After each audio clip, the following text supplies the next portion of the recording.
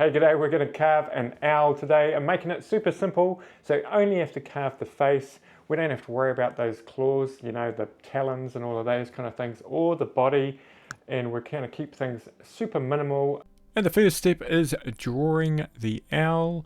And people ask, how big is the log? The width of the log is 3.7 inches, and the height of the log is 11 inches. And that's the measurements that I used for that oval.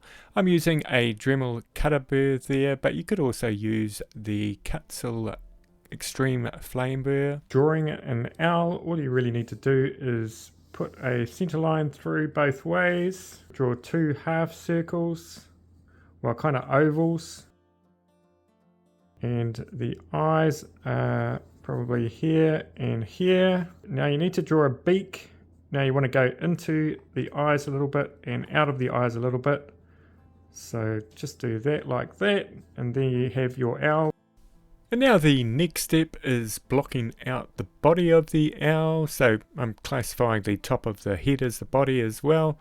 And what you want to do is you want to make the head go back a little bit more than the body at the bottom, so sort of go a bit deeper at the top and sort of not so deep at the bottom of the oval. And I am using a Dremel cutter burr there, but you could use a Kutzall flame burr or the taper burr as well. And the taper burr is quite nice for doing convexes, and it's also really good for doing undercuts.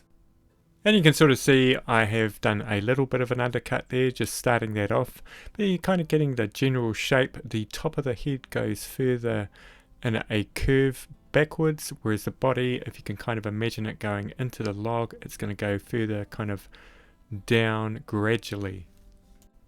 Now the next part is blocking out the eyes and the beak, and you can sort of see how the eyes sit within those two kind of half circles.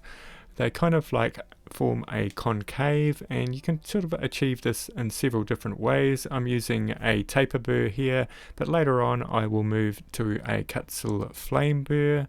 So I'm just sort of going around the actual eye itself and leaving it so it's a little bit higher. I've just gone around the beak there, but now what I want to do is I want to go around the actual parts what we drew in first, because if you can see up in that picture there needs to be a little bit of depth underneath that part there.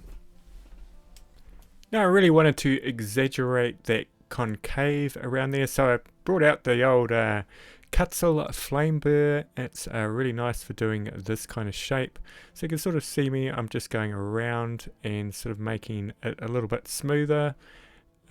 You could have carried on with that taper burr as well, that would have worked, but I just decided to do this.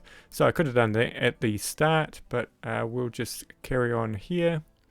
Now we're working on the depth there, and what that does is it allows us to make the beak a little bit more prominent as it goes onto the body.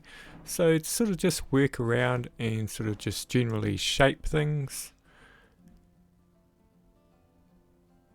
And I'm using the Kutzall flame burr there. It's very handy, this burr. And I've got links to all of the Kutzalls in the description, and it is an affiliate link, so that just means I get a cut of what you spend on it, but you also get a discount of 5% as well. And it really just helps the channel out. Now we're working on the beak and just refining it now, so I'm just trying to sort of like taper the edges towards that center line now, and I'm trying out the inverted cone burr there, but I'm also going to try other burrs as well. I think I tried the T-shaped burr as well, that worked quite well, just using the flat top of that as well. But I also use the Kutzall taper burr. Benefit with the Kutzall taper burr is you can sort of like take a lot off at one time, but the benefit with this burr is you can sort of get the real depth of those lines going in. So there I am, I'm using the Kutzall taper burr there just to round off the beak towards that center line. And this is a burr from Master Carver, so we're just going in and putting the real details in now with the finer diamond burrs. Just showing you there with the Kutzall taper burr, just really hogging out that wood at the top of the head to make it look like the head's going back into the wood. Really, really good for that. Now we're going to work on the eyes. So firstly, I want to sort of like center the eyes, so I've got an idea of where they're going to sit. And once I've got a kind of a fair idea on where they're going to sit, now I just want to sort of tidy up the eyes with the taper burr.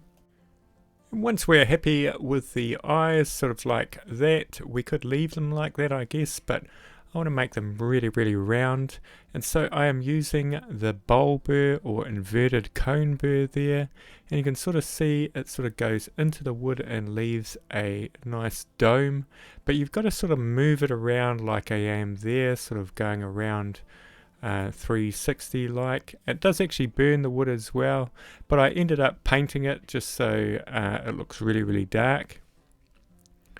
So it's looking pretty good there.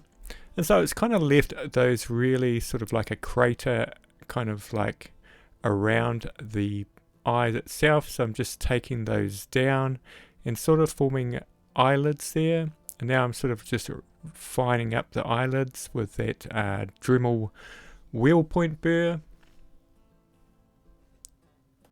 Actually, I was really happy with how the eyes turned out. I know it's really problematic when you're doing eyes on owls to get that sphere. This worked out really well. Now I'm just using one of those disc sanders to sort of smooth out a few places before I start adding on the feathers. So we've got that kind of like to that stage now. Now I'm using a cutter burr here, and I'm putting in fine lines that protrude out from the actual pupils. That worked really well. Depends on how hard your wood is, what kind of burr you're going to use. You could go straight to a diamond burr, because I use that cutter burr for the deep trenches there, and then I use a diamond burr, that inverted cone burr, to put in the sort of more fine lines as well, but it also sort of tidies up the lines as well. Now I've got these oversized T-shaped burrs, and they are really, really nice for putting a really thin kind of deep channel in between the owl. And so I use that, and I also use the top to smooth out the owl a little bit as well. And I'm gone back to the inverted cone burr, and I'm just putting in these feathers. I just put it like a main kind of line down there. I'm keeping things pretty simple and just sort of lighter lines going across there. And I might overlap the other feather there, just to sort of give it some texture that's different from around the eyes.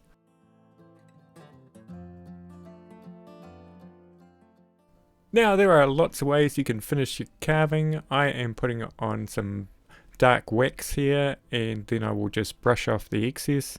You can also see that I have painted the eyes. It's quite a light wood, so I kind of like darker woods, so that's why I kind of like the wax, because it sort of stains the wood as well. But you could try painting the owl, or you could try burning the owl as well, or staining it. Lots of different ways for you to try. But that's the fun of carving, is you can sort of like experiment with your own carvings, and you kind of like develop your own kind of method. I really like the wax. And if you enjoyed this video, if you could hit the like, that would be awesome. Thank you all for watching. That is how to carve a simple little owl in a log.